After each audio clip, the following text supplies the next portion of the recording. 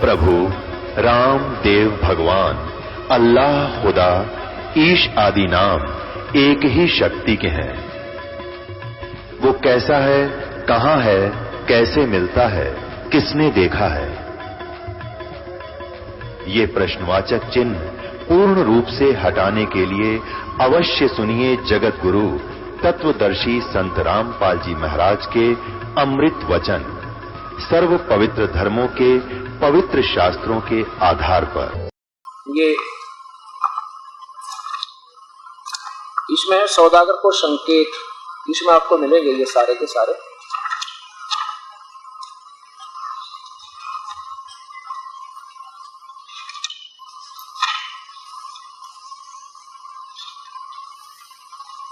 ये वही संस्कृत देखिएगा पहले, परिभाषा प्रभु की।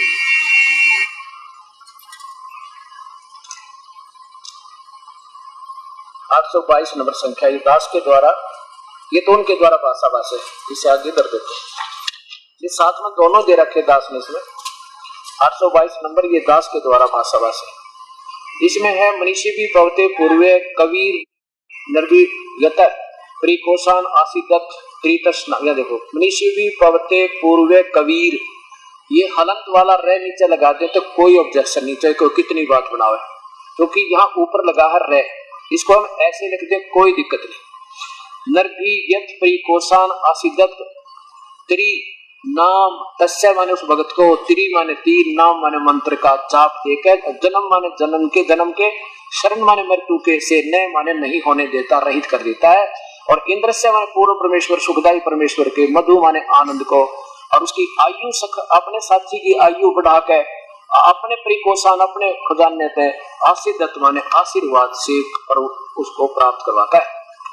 यहाँ देखिए, पूर्वे माने सनातन अर्थात अविनाशी, कबीर कबीर परमेश्वर, मनीषी भी हृदय से चाहने वाले, निर्भी श्रद्धा से भक्ति करने वाले भक्तात्मा को, त्रि माने तीन, नाम माने मंत्र उपदेश देकर, पवित्र पवित्र करके, जनन माने जन्म, वैश्वन माने मृत्यु से, मैं माने रहित करता है, तथा तस्य माने उसके, वायु प्राण अर्थात जीवन के श्वासों को, जो संस्कार वश सखा माने अपने मित्र के, भगत के गिनती के डाले पे होते हैं उनको, कोसान माने अपने भंडार अपनी वित्तो पावर से परिपूर्ण रूप से वर्धन माने बढ़ाता है, जिस कारण से इंद्रस्य माने परमेश्वर के, मधु माने वास्तविक आनंद को, आशीर्वाद माने अपने आशीर्वाद प्रसाद से प्राप्त कराता है। अब वो साथ रहता है परमेश्वर हमारे हर समय, हरिया भक्ति भी करावे, दो पैसे दान भी करवाएगा। आप उन आत्माओं को देखो, यहाँ लाया परमात्मा, सो अंदर ही काल न तो ना जाने कितनी कांगड़ाई होंगी जब आप यहाँ चले हो गए, छोड़ दो ना, वो तो किताब से दिखावे, और वो जो मेरे गप्पे मारे उनके दुनिया जुड़ जाके यहाँ पे बेसलेस स्टोरी सुनावे, क्योंकि वहाँ काल सहयोग देता है, और यहाँ ये टांग डुबाता है कि वहां बचाना, वो तो ऐसे है, फुलाना है, क्यों जाना, वो तो देवता ने भी बिसरावे बस, मतलब उसने। लेकिन ये थोड़े से दिन की बात है, फिर देखना ये प्यारी आत्मा अपने बाप पिता को पहचान लेंगे, उस परम पिता को, और फिर ऐसे डरेंगे जैसे सर्प से डर लग गया करे, इन संतों से भी और इस काल भगवान से भी। आपको इतना डर लगेगा कि परमात्मा ये क्यों जुल्म हो गया था, हे मालिक कहाँ फंस गए थे, ये सत्य पर मानना। अब समस्या ये आ गई कि चारों वेदों ने सिद्ध कर दिया वो कबीर परमेश्वर है, और ये भी सिद्ध हो गया कि तीन नाम के मंत्र बिना जीव का कति कल्याण नहीं हो, चाहे कितना ही साधना, कितने युग लगा रहे, चाहे वेदों अनुसार ओम नाम की साधना करते रहो, जन्म मृत्यु नहीं मिटेगी, और 84 लाख चूड़ियां छूटने को नहीं, कर्म दंड जो का जो भोगना पड़ेगा। और ये कबीर परमेश्वर है जो आपके कर्म दंड को भी काट देता है, और वो सतलोक में रहता है। अब एक प्रसंग ये रहता है कि क्या वो काशी वाला ही कबीर है क्या, जुल्हा बनकर आया था? यस, ये वही कबीर है जो काशी में एक आम भगत सज्जन, एक बिल्कुल मजदूर जैसा जीवन बिताया उस परमेश्वर ने, क्योंकि वो अपनी वास्तविकता कभी नहीं किसी को सामने आने देता। अगर काल ने नो बेरा पट जाए ना, ये भगवान आ गया, काल का हार्ट अटैक हो जाए, ये सत्य प्रमाण है ना, इस ज्योत निरंजन का हार्ट अटैक हो जाए तो उसने नो पता लग जाए परमात्मा आया हुआ है, सत्य प्रमाण है। इस दास को वैसे नहीं कह रहा, को बालक नहीं, 93 माँ 1 लाख आपको बता रहा हूँ, ये दास का स्वानुभव और साथ में परम पिता परमेश्वर का दिया हुआ ज्ञान और इस सब शास्त्रों का अध्ययन इस दास के साथ एक ढाल की तरह साथ है। वो आप गुप्त रूप से आते हैं, और काल को लगता है कि जोगजीत घूम रहा, घूमता रहेगा, और क्या करता है कि किन किन को, ये तो आपने शास्त्र प्रमाण मिले, अब उन संतों ने, महर्षियों ने, जिन परमेश्वर ने उन महान आत्माओं को, परमात्मा को सतलोक में देखा और नीचे देखा, उनमें से दो की कथा सुनाऊंगा और प्रेम पूर्वक सुनना।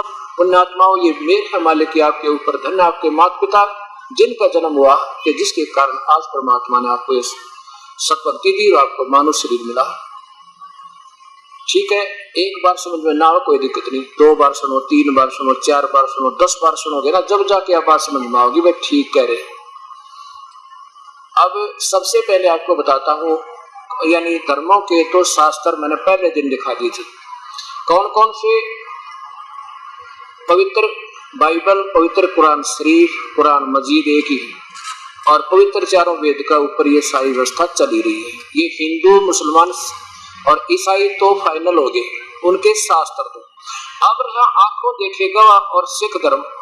सबसे पहले सिख धर्म के बारे में आपको जानकारी देते हैं। आदरणीय श्री गुरु नानक देव जी का जब जन्म हुआ, ये कोई सिख नहीं थे, ये हिंदू थे और एक श्री कालूराम मेहता खत्री अरोड़ा के घर पर इनका प्यारी आत्मा का जन्म हुआ था, जो आजकल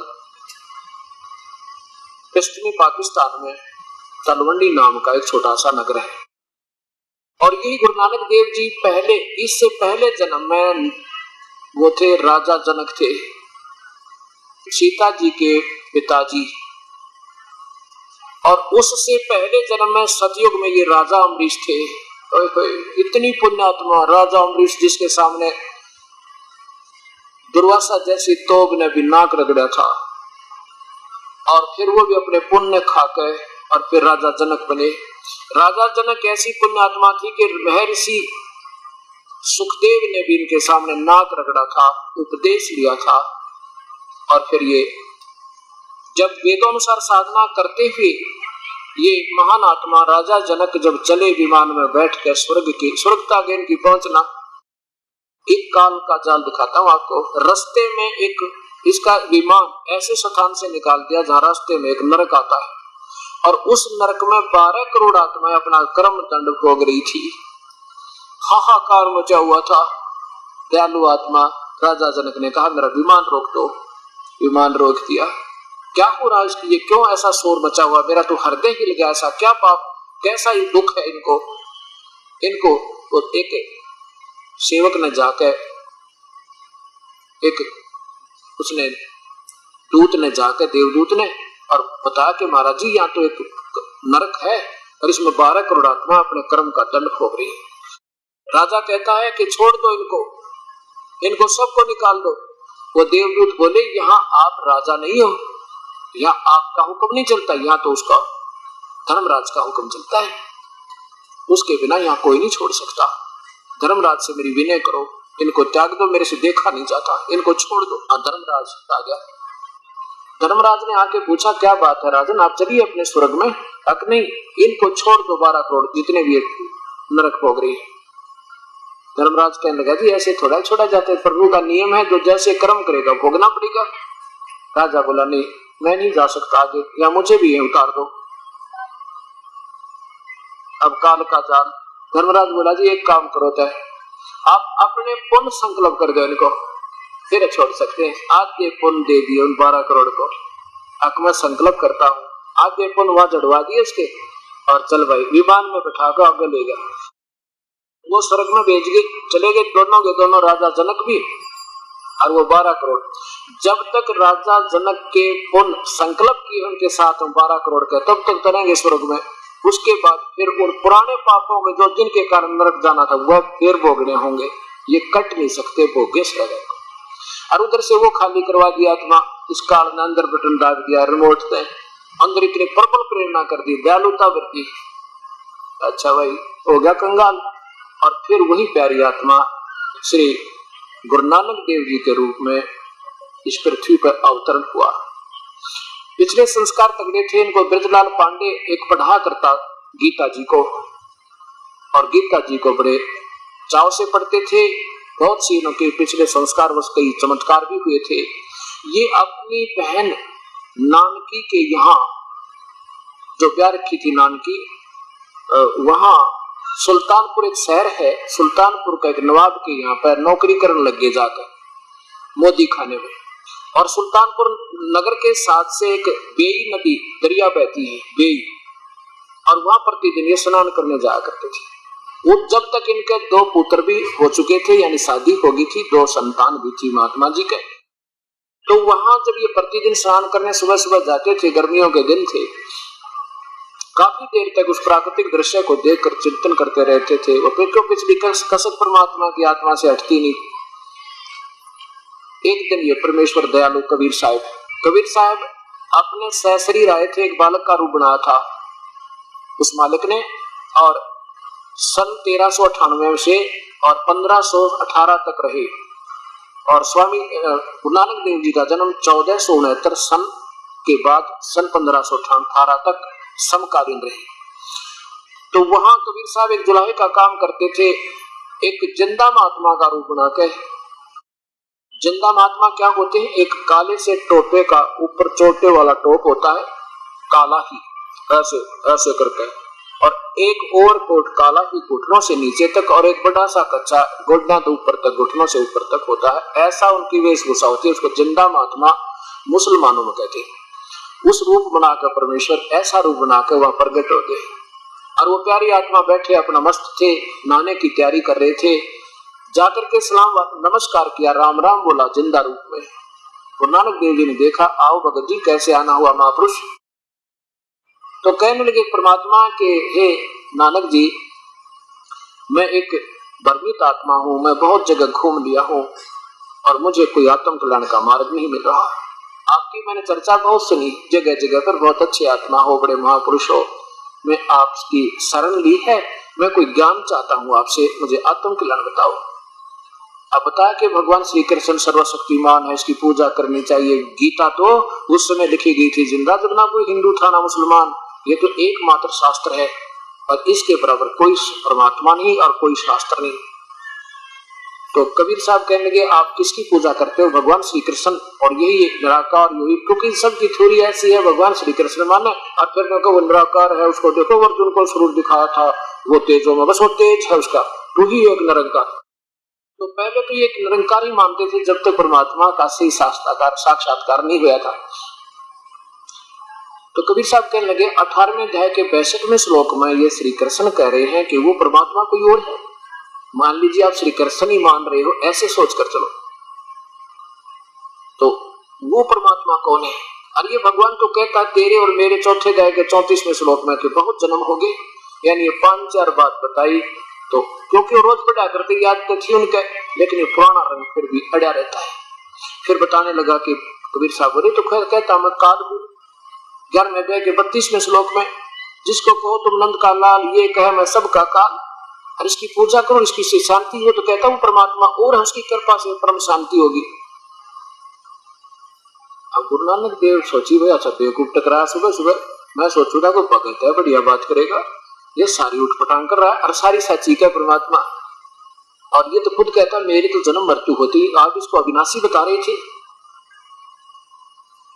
कहने का भाव ये है कि नहीं माने गुरु नानक देव जी, और कहा कि जिंदा तू मुसलमान है, इसलिए तू अनाड़ीपना पकड़ा हुआ, तू मानेगा नहीं।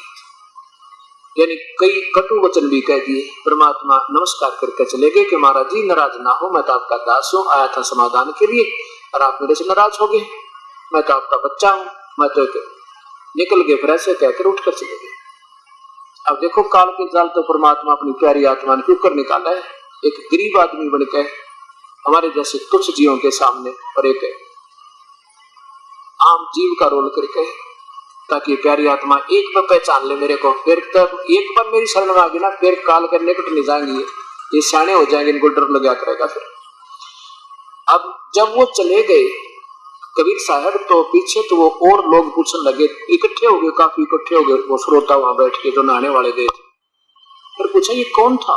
कहते ये काशी में बताया था, मैं जुलाया हूँ, तो कमीन जात का था। भगवान को नु कही तो नासवान है, फलान है। लेकिन रात को नींद आई नहीं इस पर प्यारी आत्मा को, सारी सा चीजों की तो गीता फिर पढ़ी जाके उस दृष्टिकोण से। फिर रोज प्रार्थना करे, हे प्यारी आत्मा एक बार फिर आ जा तू, हे प्यारी आत्मा एक बार फिर आ जा, तो एक का आ जा, बस कति सारी बात सुनूंगा तेरी। काफी दिन तड़पते रहे और वो भक्ति करने को दिल नहीं करे। सामने इतिहास काल का दरिया परमात्मा तेरा गे। उस दिन केवल गुरु नानक देव जी को नजर आते और दूसरे को नहीं। और वो बोल रहे बतला रहे, 1 घंटा बात करी उसी नदी के किनारे। उसी समय सुबह सुबह नहाने गए थे और लोग स्नान करने वाले सोच रहे हैं आज ये गुरु नानक देव जी आप बोले। दूसरे बोले भाई भगत आदमी है, कई वैसे बोला करे, आप बतलाया करे, आप पे बातें करता रहता है। तो अच्छा भाई। तब परमात्मा ने कहा नानक जी तुम मेरी आत्मा है, तेरी जैसी प्यारी आत्मा राजा अमरीश तुम थे सतयुग में, अरे तक तुम्हारी गति नहीं हुई, तुमको परम गति हो जाएगी। तेरे जैसी प्यारी आत्मा की परम गति नहीं हुई तो आम जीव की कौन चलावे। तो राजा जनक आप थे, वो सारी अपनी दिव्य दृष्टि देकर परमात्मा ने सारा इतिहास दिखाया। फिर कहने लगा जी क्योंकि काल जल्दी से जगह छोड़ता नहीं, कहने लगा जी आंखें देखो जब मानुष परम पिता के दरबार को, तेरे बिना कोई साक्षी दूसरा नहीं, जब तेरी एक कब बात मान लू। अरे यह बात भी ठीक लगी। परमात्मा बोले ठीक है तू स्नान कर लेते। और नहाने लगा ना, गुत्ता मारा, कहते वहां अदृश्य कर दिया परमात्मा ने, उसको अदृश्य कर दिया पानी में और अपस्ट्रीम में ले गए। अपस्ट्रीम में जहां से जिधर से पानी आ रहा था, और लोगों ने सोचा नहाने वालों ने स्नान करने वालों ने डूब गए, तो डुबकी मारी थी, आए नहीं बाहर। और नौकर जो कपड़े लिए खड़ा था उसने शोर मचाया, अरे नानक जी बाहर नहीं आए, है नानक जी बाहर नहीं आए, डूब गए। और दुनिया ढूंढा डाउन स्ट्रीम में जिधर पानी बह रहा था और ले गए उसको अप स्ट्रीम में। वहां जाकर नानक जी बनाकर बाहर पटड़ी पर बैठा लिए और आधा किला यानी तो अंदर जंगल में ले गए पटड़ी से दूर। और कहने लगे अब दिखाऊंगा तेरे को सतलोक, जो मेरा जहां मैं रहता हूं सतपुरुष रूप में। परमात्मा ने उसकी आत्मा को निकाला, ऊपर चले दोनों परमेश्वर के साथ वो दोनों जने जा रहे हैं, वो गुरु नानक देव जी की आत्मा और कबीर परमेश्वर। आगे काल के सर पर पैर रखे, जहां ये बैठा तपस्या पर, जो कि व्यक्त करें जिसने, ऊपर पहुंचे। आगे वो तख्त पे विराजमान है परमात्मा, सहशरीर है ये परमेश्वर, जो का तो जिसके करोड़ सूर्य अंदर करोड़ चंद्रमा, और उसका तो भी तेज ज्यादा है इनके, कितना तेज है परमेश्वर का। ऊपर जब पहुंचे तो अपने दूसरा रूप बनाकर परमात्मा वहां विराजमान हो गए, वो तेजों में, और एक रूप में नीचे से जिंदा वाले स्वरूप में जा रहे।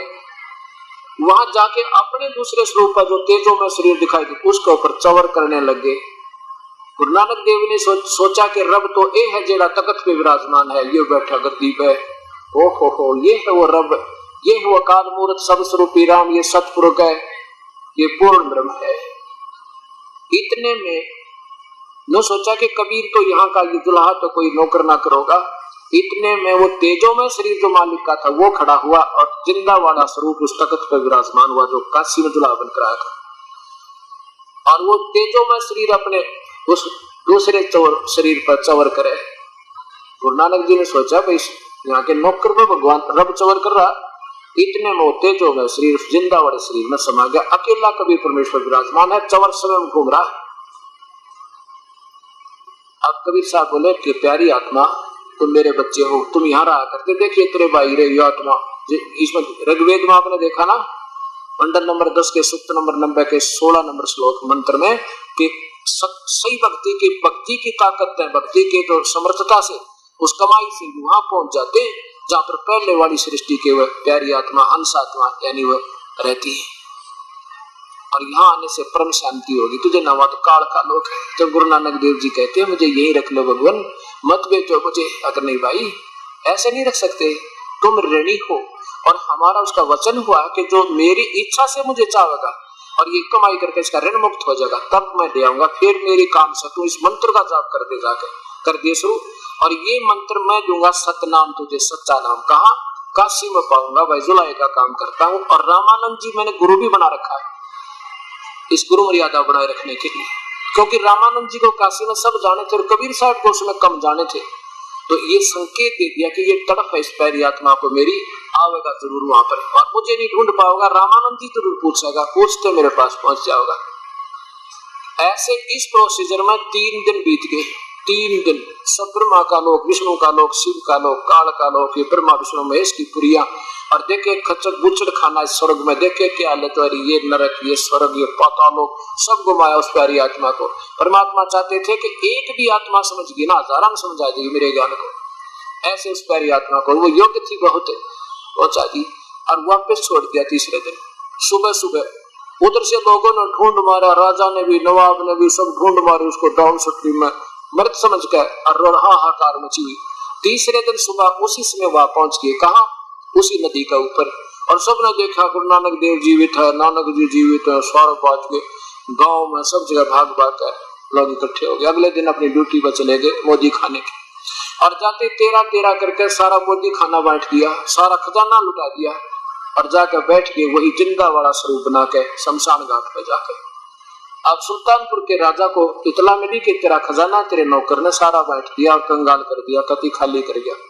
13 का गिने नहीं था, सबको दे दिया, सब किसी के 100 थे, 2 थे जब भी 13, 100 थे जब भी 1000 देगा तो 13-13 करके देता रहा। अब उस नवाब ने उनके बहनोई को बुला के तेरी शनाख्त पर मैंने इसको तेरे जो है ना रिश्तेदार को नौकरी रखा था, और तेरे सामने खजाने की हिसाब करूंगा, कोई घटेगा तो तेरे तो ले लूंगा, तू जमानती है। उसके सामने फिर दोबारा काउंट किया तो 760 रुपये गुरु नानक देव जी के सरकार की तरफ ज्यादा मिले। बोलो सतगुरुदेव की जय। फिर उस राजा ने चिंता बन गई, भाई भक्तात्मा पे तने शक किया तो पाप का भागी हो गया। पर डरते बहुत थे भगवान थे, वो बुलाया नौकरों से कि एक बार बुला लो, मैं दर्शन करना चाहता हूँ।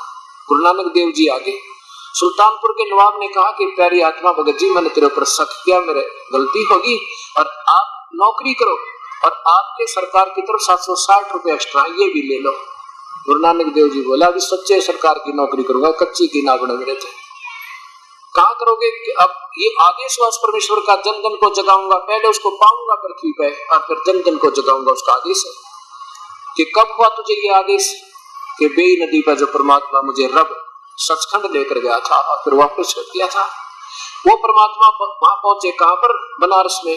और बनारस में देखा वहां उस खड्डी में, ओए होए जुलाहे को, वही जुलाहे का काम करते हुए उस परमेश्वर को जो सतलोक में देखा था, तब क्या बताया था? देखकर यूं दुनिया ने देख देख कर बता रहा था, देखो खाई सूरत मुल्क की वेश, ए ठगवाड़ा ठगी देश, खरा सियाणा बोते बार, ये धानक रूप रहा करता। दुनिया ने नो जैसे जिसने सर्प ने मणि पा जा, और निर्धन ने धन मिल गया, और प्यासे ने पानी पा जा, आख्या में पानी भर का वो प्यारी आत्मा। सब वो आस पास देख रहे थे, ये बैठा भगवान, ए ठगवाड़ा ठगी दे से, ये ठगवाड़ा, ये पता नहीं लगने देता मैं भगवान हूँ, ये खरा सियाणा बहुते बार, ये ऐसा नहीं जैसा तुम समझ रहे, बड़ा वजनी है, इसकी बड़ी शक्ति है, और ये धानक रूप रहा करता। तेरा एक नाम तारे संसार में, एहु आस एहु आधार, ये धानक रूप रहा करता। नानक नीच कहे न विचार, ये धानक रूप रहा करता। ये आपके सामने उस पवित्र आत्मा की अमर वाणी गुरु ग्रंथ साहिब के अंदर से दिखाते हैं। श्री गुरु ग्रंथ साहिब जी। अब इसके अंदर आपको प्रश्न नंबर 24 पर श्री राग महला पहला, यही सब दिखाएंगे, पंजाबी के अंदर लिखा हुआ। अब ये देखिएगा, श्री गुरु ग्रंथ साहिब जी प्रश्न नंबर 24 पे राग श्री, ये है श्री राग महला पहला घर 4, ये 28 नंबर समाप्त हो जाता है, शब्द 29 में प्रारंभ होता है। यह देखिएगा, एक सवान दुई सवानी, नाल बलके भुकही सदा बियाल, कोड छुरा मूठ मुर्दार, ये धानक, ये देखो धानक रूप रहा करतार, मैं पथ की पिंद न करने की कार, ओ बिगड़ रूप रहा विकराल, तेरा एक नाम तारे संसारे, तेरा एक नाम तारे संसार, मैं एहा आस एहो आधार, रहाऊ मुख निंदा आखा दिन रात, पर घर जो ही नीच मनात, काम क्रोध तन वसे चंडाल, ये धानक रूप रहा करतार, खाही सूरत वो है सूरत, फाही सूरत, देखो मलुकी वेश, ओ ठगवाड़ा ठगी देश, खरा सियाना बहुता भार, धानक रूप रहा करतार। ये धानक रूप रहा करतार। मैं कीता ने जाता हराम खोर, वो किया दुष्ट मोह देसा दुष्ट चोर, नानक नीच कह विचार, ये धानक रूप रहा करतार। धानक रूप रहा करतार। बताओ फिर देख लीजिए, मैं कीता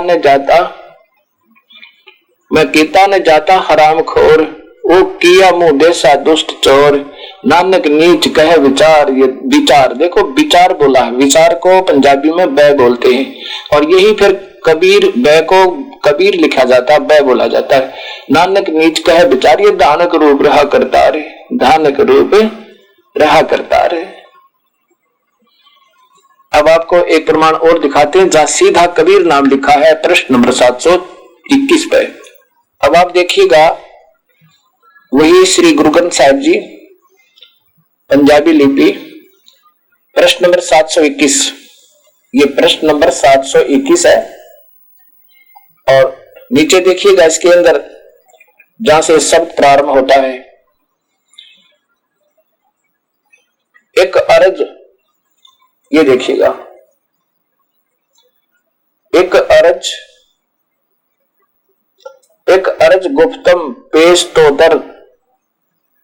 तोदर गोस कून करतार, हक्का कबीर करीम तू। ये सब देखिएगा ध्यान से, हक्का कबीर करीम तू, हक्का कबीर माने सत कबीर, हक्का कबीर करीम तू, और दयालु तू, बेऐब परवरदिगार। आगे चलिए, दुनिया मुकामे फानी, तहकीक दिलदानी, ममसर मुई अजराइल गिरफत, दिल ऐच नदानी। आगे देखिए, राहु जन पिसर पिदर बिरादरा कस नेस, दस्तम गीर आखिर व्यप्तम कस नदारद चूम, वसद तरकीब तकबीर सब रोज गस्तम दर हवा कर देम बदी ख्याल, गाहे न नेकी कार करदम। आगे देखिए,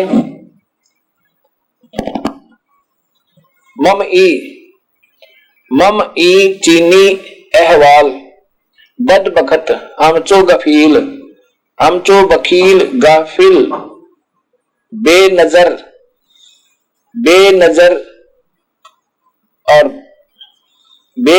बेबाक, नानक, ये ध्यान से सुन देखिएगा, नानक बगयोत जन तुरा तेरे चाकरा पाखाक, तेरे पांव की धूल, पाखाक चाकरा मैंने आपका सेवक, आपका नौकर। कबीर साहब को गुरु नानक देव जी कह रहे हैं, तेरा चाकरा पाखाक। फिर देखिएगा,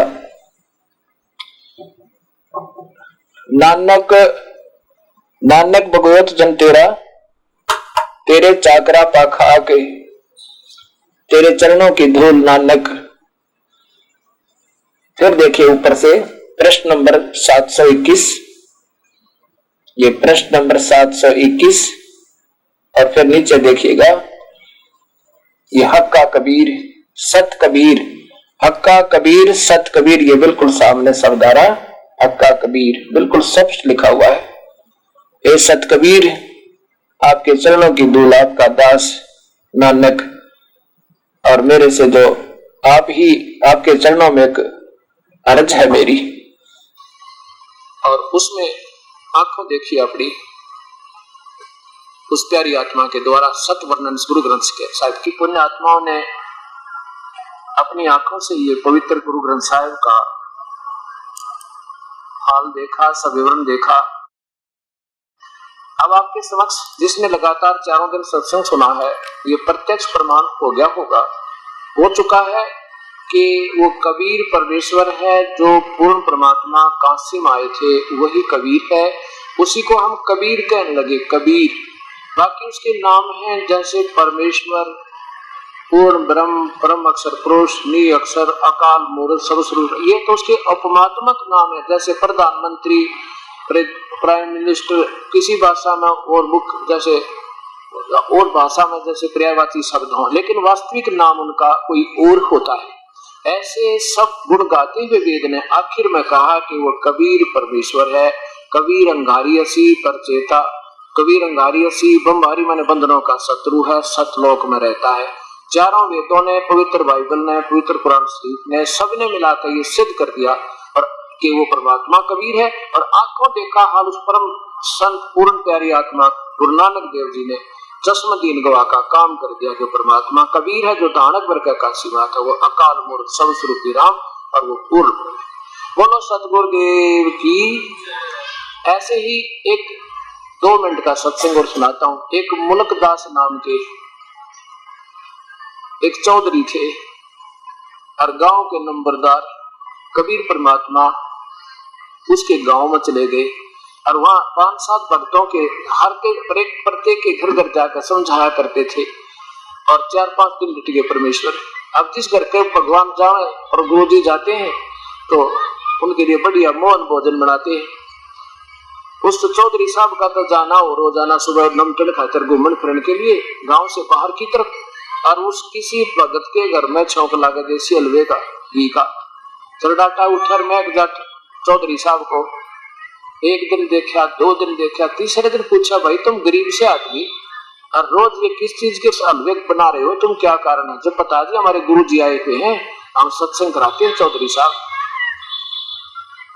चौधरी साहब गया अंदर, भाई किस चौथारा गुरु जी देखा, तो मैंने दिखाओ कहाँ है? देखा परमात्मा बैठे आगे आसन पे, कहने लगा रखा गया तू कितने दिन का यहाँ बढ़ रहा है, तेरे पता है ये गरीब आदमी कहाँ कहाँ से तेरे लिए भोजन बना, कैसे ये रोज तू छौक ये देसी घी के हलवे खीर खावे, तू करके क्यों ना खाता, अपना काम क्यों नहीं करता?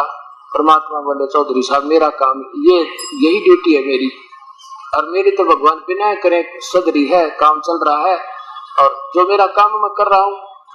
कहने लगे ये भी कोई काम है दुनिया में बका के खावे? तो वो कहने लगा भाई मेरे को ना देता भगवान बिना किए, तुझे कैसे दे रहा है? परमात्मा बोले तेरा यकीन कोई ना चौधरी साहब, विश्वास नहीं इस प्रभु पे, इसलिए तू मांगता मेहनत भी करते और भूखे के भूखे हो, विश्वास करो उस मालिक को आपको भी दे देगा।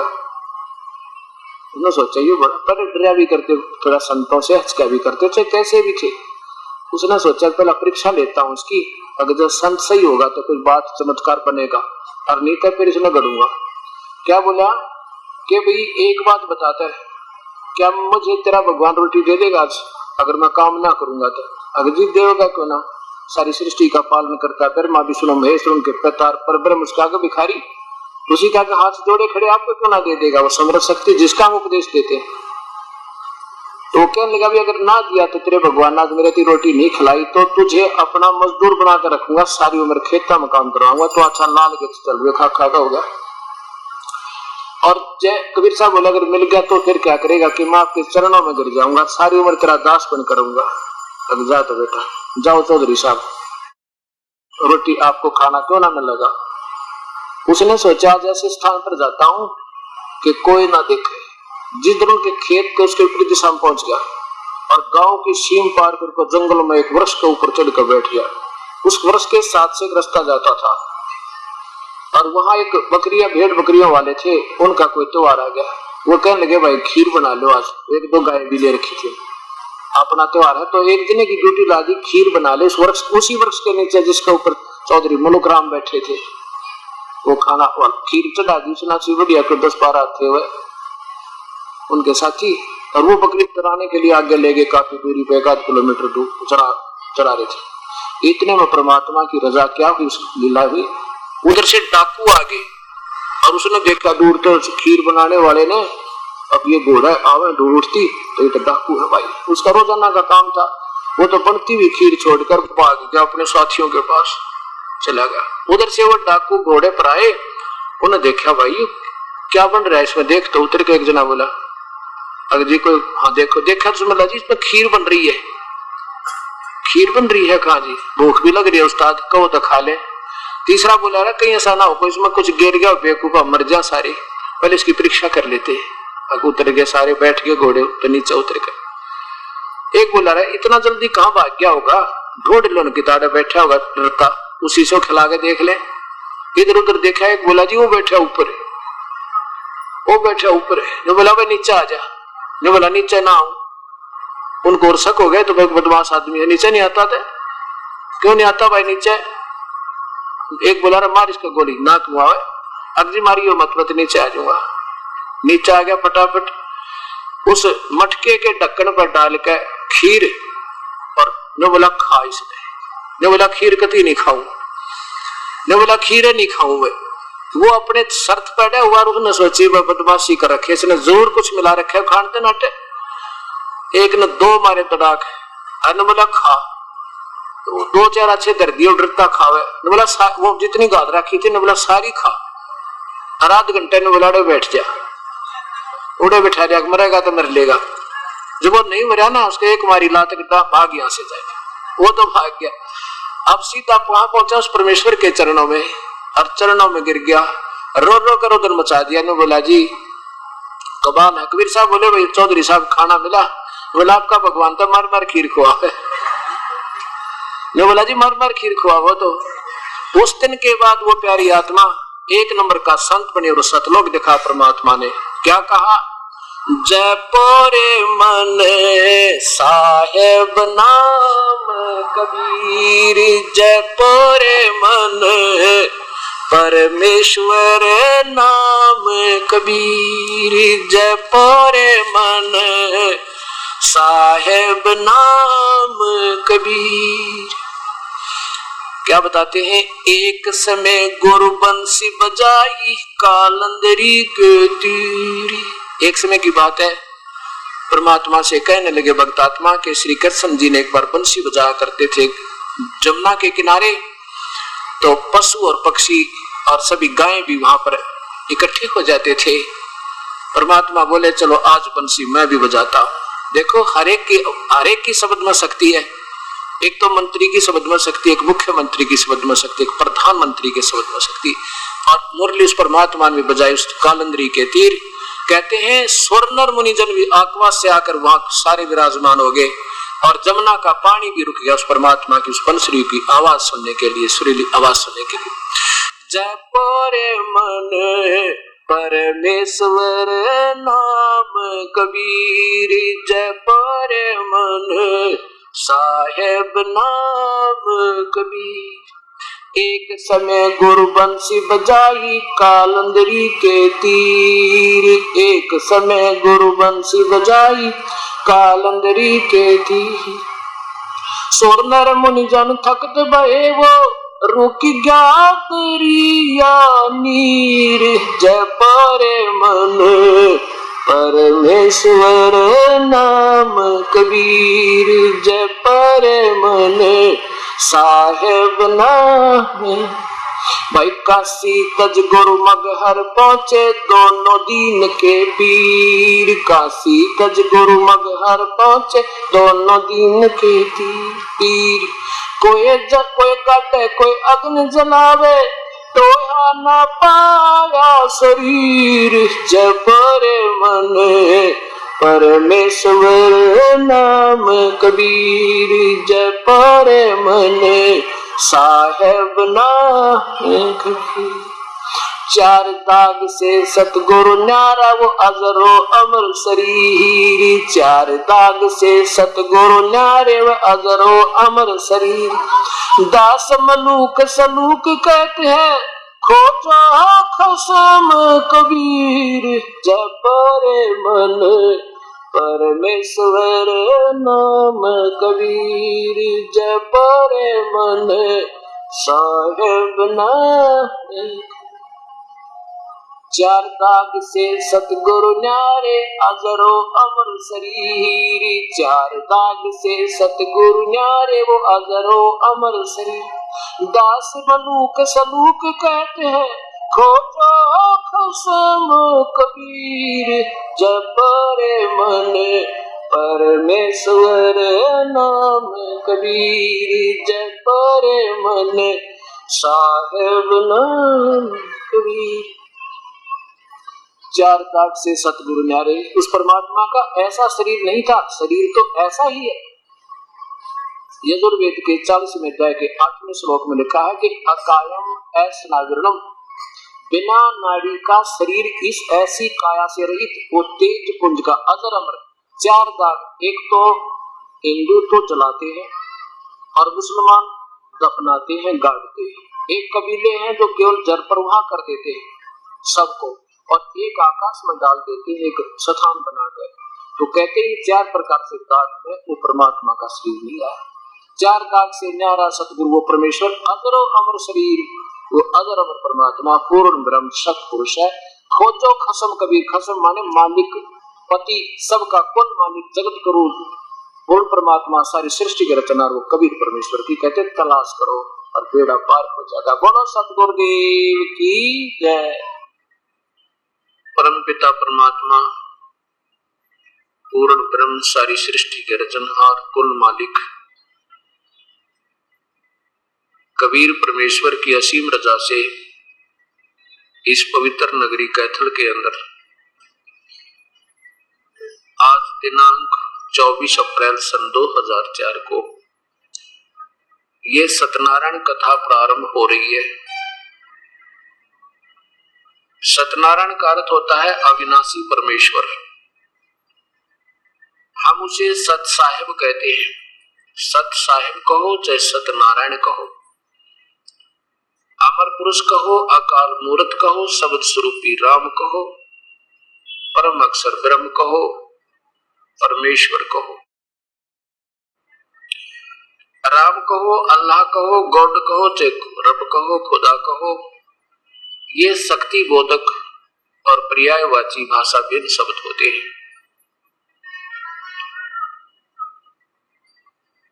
जो प्राणी सत्संग के अंदर आते हैं उनको ज्ञान होता है कि मानो श्री परमेश्वर ने किस वास्ते दिया था, इसका वास्तविक क्या कर्तव्य था, इससे हमने क्या लाभ उठाना था और हम कर क्या रहे थे।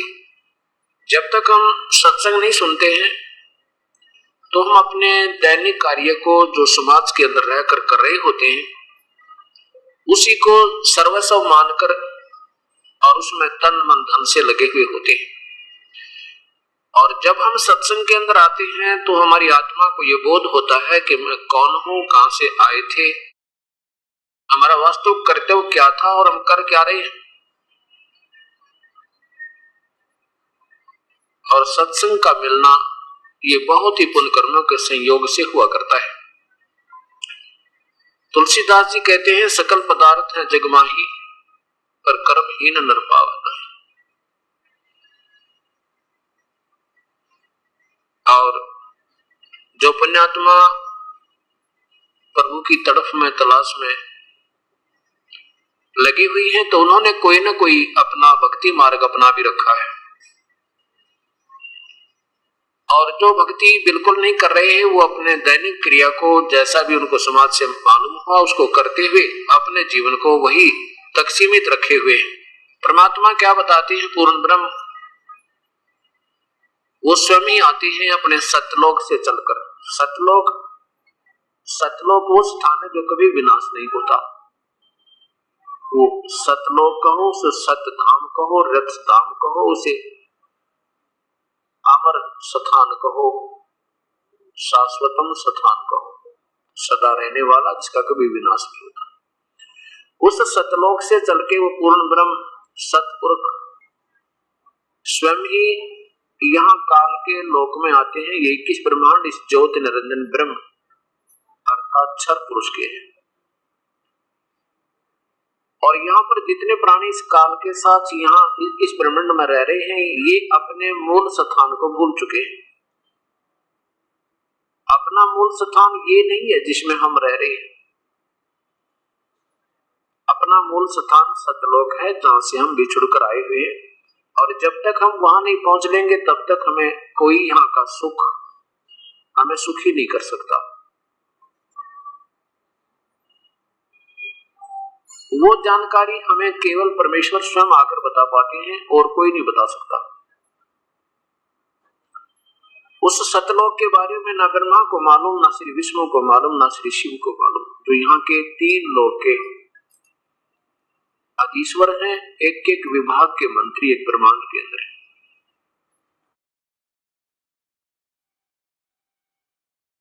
जब वो परमेश्वर स्वयं आते हैं तो वो क्या बताते हैं? राम नाम रटते रहो जब तक घट में प्राण, कबू तो दीन दयाल के भनक पड़ेगी कानी। मानुष जन्म पाय के नहीं रटे हरि नाम, जैसे कुआ जल बिना फिर बनवायो क्या काम। कबीर हरि की भक्ति करो तज विषयो रस चोजी, बार बार ना पाओगे ये मनुष्य जन्म की मौज।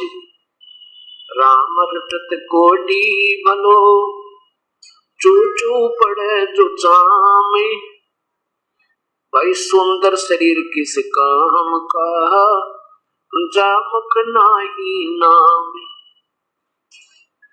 राम रटत कन्या भली साकेट बलान पूती, जैसे बकरी के गल में गलथना जिसमें दूध नहीं मोती। लूट सको तो लूटियो राम नाम की लूटी, पीछे फिर पछताओगे प्राण जाएंगे छूटी। राम रटत दारिद्र भला टूटी घर की छान, वो सुंदर महल किस काम के था भक्ति नहीं भगवान। परमपिता परमेश्वर पूर्ण ब्रह्म में ये बताना चाहते हैं कि मानुष शरीर पाके जो नहीं रटे हरि नाम, और जैसे कुआ जल बिना फिर बनवाया क्या काम। जैसे जिस कूप में जल ना हो उसका नाम भले ही कुआ है पर गुण कुएं के नहीं इसमें।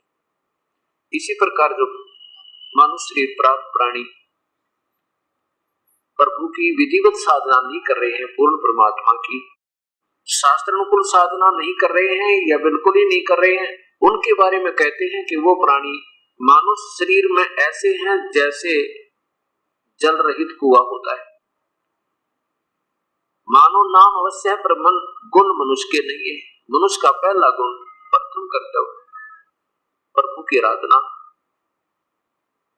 और सत्कर्म करना। इस चीज का ज्ञान हमें सत्संग माने से होता है, और सत्संग के अभाव से प्राणी ना जाने कितने वो कर्म कर देता है जो इसने नहीं करने चाहिए थे। वो अनजानपने में करता है, इसको ज्ञान नहीं होता। और सत्संग में आने से इसको ज्ञान होता है, जानकारी हो जाती है कि ये कर्म तू जो कर रहा है ये ठीक नहीं। तो परमात्मा हमें बता रहे हैं कि कबीर हरि की भक्ति करो तज विषयों रस चोच, भाई बार बार ना पाओगे ये मनुष्य जन्म की मौज। इस मानव शरीर में हम कितना सुंदर आहार करते हैं। जब मन चाहे दूध पी ले, मन चाहे जब इच्छा हो उसी समय रोटी खा ले, भूख लगे। गर्मी सर्दी से बचने के लिए हमने पतले और मोटे कपड़ों का भी प्रबंध कर दिया। प्राकृतिक आपदाओं से, आंधी से, तूफान से, वर्षा से, ओलों से, गड़ों से बचने के लिए भी हमने कोई छान डाल लिया, कोई मकान बना लिया, कोठी बना ली। और कोई तकलीफ हो जाती है शरीर में तो हम डॉक्टर से दिखा देते हैं और राहत पा लेते हैं। और भी कोई मानसिक परेशानी होती है तो एक दूसरे को बताकर अपना दुख रो लेते हैं, हल्का कर देते हैं। और इतनी सुविधा पाकर के हम प्रभु आराधना नहीं करते, प्रभु की भक्ति नहीं करते। कि परमात्मा हमारे से नाराज हो जाता है, और इतना नाराज हो जाता है कि फिर हम पशु बनते हैं और हमारी जुबान छीन लेता है, बोल नहीं सकते, हम बता नहीं सकते हमारे पेट में दर्द है, हम बता नहीं सकते हमारी टांग दुख है, हम नहीं बोल सकते हमें प्यास लगी है, नहीं बता पाओगे भूख लगी है, और ना जाने कहां कहां जंगल में सहपरिवार घूमते रहेंगे, एक सेकंड में कोई हिंसक पशु आएगा, हमारे सहपरिवार का विनाश कर जाता है। ये कष्ट हमें क्यों आए? जब हम मानव शरीर में होते हैं उस समय प्रभु की भक्ति नहीं करते, करते हैं तो मनमुखी करते हैं, जो शास्त्र के विरुद्ध होती है। उन दोनों का ही परिणाम निष्फल होता है, व्यर्थ होता है, गलत होता है। परमात्मा बताते हैं कि जब तो मनुष्य शरीर नहीं रहेगा आपके पास, फिर क्या होगा? फिर पीछे तो पशुआ की दीजे बैल बना और 4 पैर जंगल में डोले, तेरा तो नहीं पेट भरे। एक बार विचार करके देखो उस बैल के जीवन पे। पर हम मनुष्य शरीर पाके इतनी सुविधा हो जाती है कि हम सोचते भी नहीं कि कभी हमारे साथ ये पैर टूट जाएंगे, या हमारे पास हमारे ऊपर भी ऐसी समस्या पहले भी आई होंगी या आगे भी आ जाएंगी। इस दास को याद है जब छोटा सा था, एक बैल था हमारे, ये उपदेश लेने के बाद वो बातें फिर याद आने लगी। नहीं पहले तो अपनी गफलत में फिरा करते थे, भक्ति भी करते थे जैसे समाज से ज्ञान था। एक बैल था, उस बैल के पिछले पैर के खुरों में और इतने लंबी लोहे की कील घुसकी। सुबह सुबह अंधेरे में जा रहा था और सारा दिन चलते चलते वह पूरी बैठ गई। उसके नीचे की टोपी नहीं थी, वो ऊपर कैप होता है वो नहीं था, वो कंड रिजेक्ट करके डाल रखी थी और वो सारी अंदर घुस गई। अब शाम तक बैल का पैर भी सूज गया और जमीन पर नहीं रखा जा रहा। अब ऐसे कोई गांव में वैद्य हुआ करते देसी, वो बुलाया, उसने कहा इसके गोड्डे में, घुटनों में कोई नस पे नस चढ़ गई है और हो जाएगी ठीक। उसके घुटने पे गोड्डे के ऊपर पट्टी बांधनी शुरू कर दी, गरम गरम कोई बांध कर जड़ी बूटी, कील लगी है खुर में और पट्टी बंध रही घुटने पे। अब वो बोल नहीं सकता, वो बता नहीं सकता, बेचारा उठ नहीं सकता, पड़ा रहा 1 महीने तक। 1 महीने के पीछे उसकी अपने आप वो पक गए और अपने आप उसमें रेसा निकला। जब घर वालों की दृष्टि पड़ी, फिर उसको किसी बुला कर उसमें से वो देखा, इतनी लंबी कील निकली। वो बात अब याद आती है। ये परमात्मा जब ये मनुष्य शरीर में होगा, उस नादान प्राणी ने कभी सोचा भी नहीं होगा ये दुर्गति तरीक हो जाएगी। अब ना ये भी नहीं बता पा मेरे दर्द कहाँ है। इसके परमेश्वर में याद दिलाते नादान, ये 2 दिन के, इस 2 दिन के झूठे सुख ने पाकर तो भूल गया उस भगवान को, फिर याद करो परम पिता को। कोई बात नहीं, कहते पीछे गई सो जाने दे, बाकी की बचाओ अपनी। अब जो पुण्यात्मा सत्संग में आते हैं, ऐसा नहीं कि वो भक्ति नहीं कर रहे, वो तो जरूर भक्ति कहीं न कहीं आड़ उन्होंने ले रखी है, तभी तो उनमें कैसे कह के संत के दर्शन करने चलते हैं। संत आए हैं, नाम सुनते गदगद हो जाते हैं, क्योंकि भक्त आत्मा के अंदर विशेष कसक होती है परमात्मा की वाणी की, और उनको ये भी मालूम होता है कि परमात्मा संत ही रूप में आ जाता है, आता है और फिर वही अपनी महिमा आप बताता है, और ना जाने कब और किस समय उसके दर्शन हो जाए। इसलिए ये प्राणी, ये पैसी आत्मा उस परम पिता के दर्शनार्थ ये तड़पती रहती है।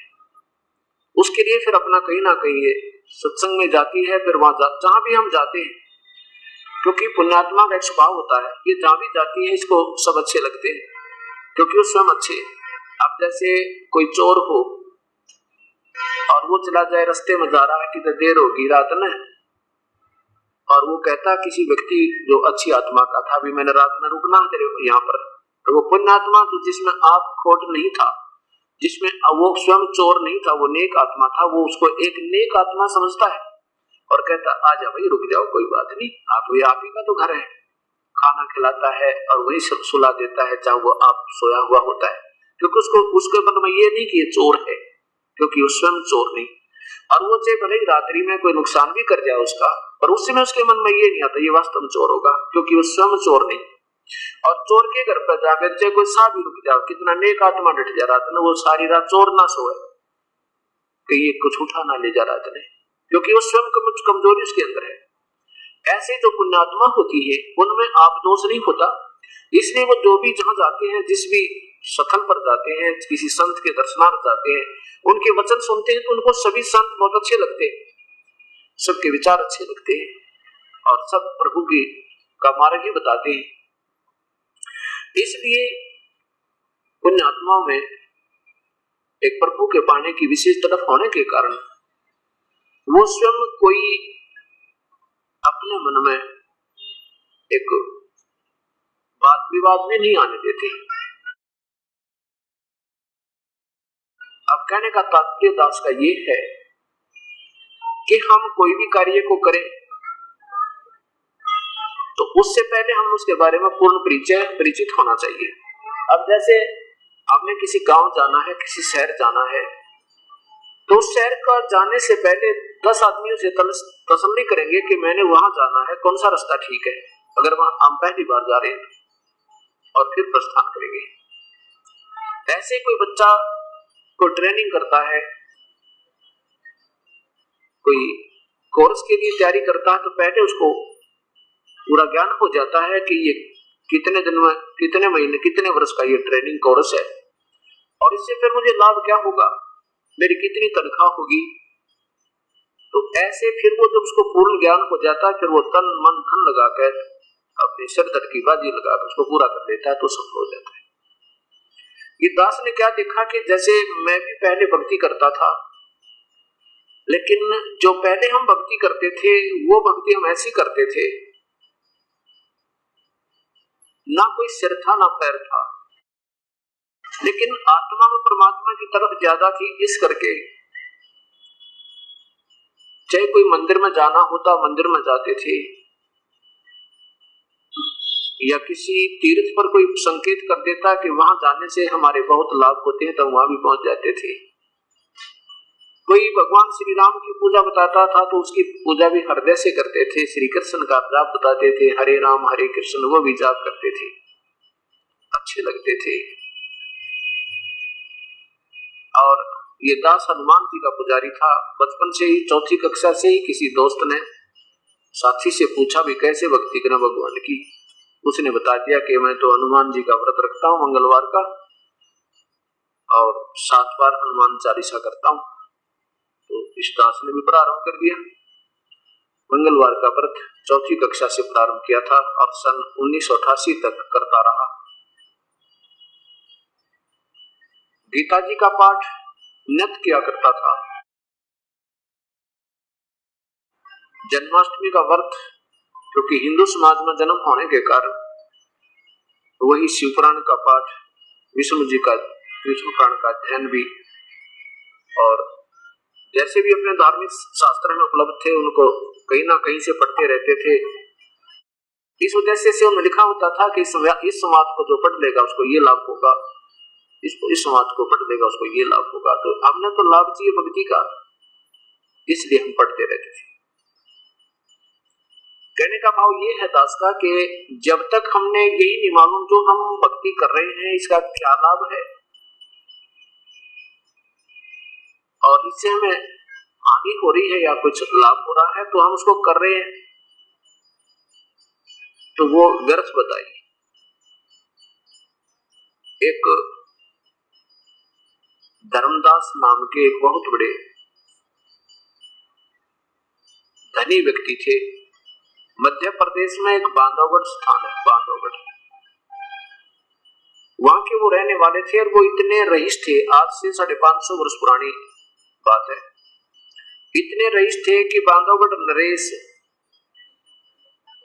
धर्मदास जी के पूर्वजों से यानी उनके पिता से वित्तीय सहायता लिया करते थे जब कोई प्राकृतिक आपत्ति आ जाती थी, जैसे कोई अकाल पड़ जाना या कोई फ्लड आ जाता था।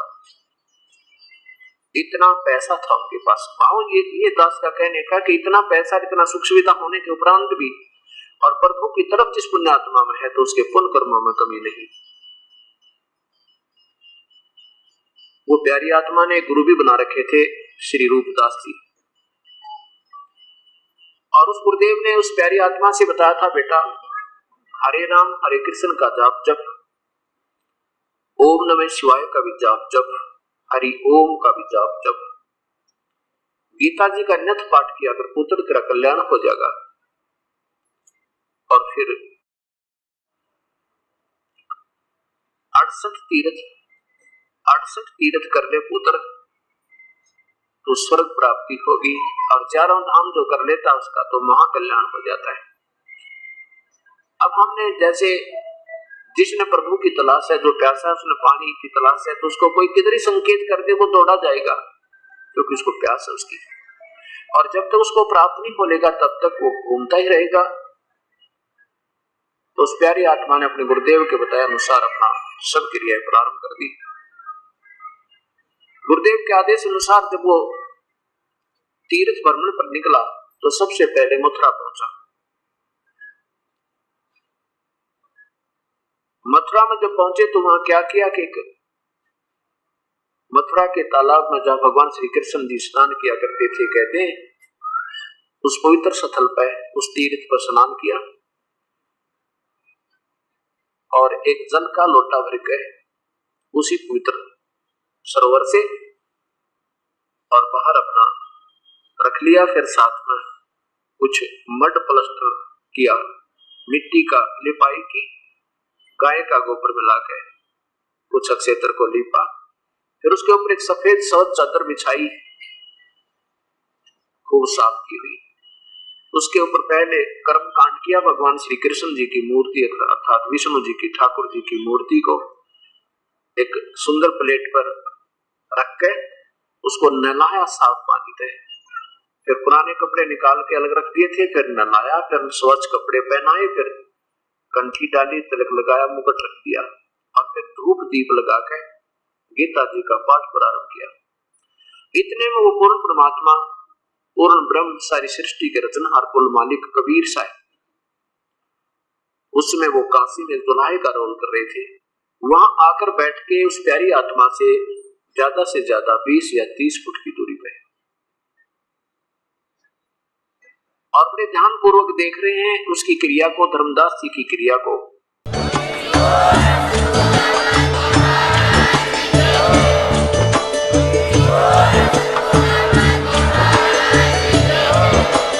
आप सुन रहे थे जगत गुरु तत्वदर्शी संत रामपाल जी महाराज जी के मंगल प्रवचन। अधिक जानकारी के लिए विजिट कीजिए हमारी वेबसाइट www.jagatgururampalji.org। संत रामपाल जी महाराज जी के शुभ आशीर्वाद से पूरे विश्व भर में 500 से भी ज्यादा नाम दीक्षा केंद्र हैं, जिन पर संत रामपाल जी महाराज जी द्वारा ऑनलाइन निशुल्क नाम दीक्षा दी जा रही है। अपने नजदीकी नाम दीक्षा केंद्र का पता करने के लिए संपर्क करें 8222880541।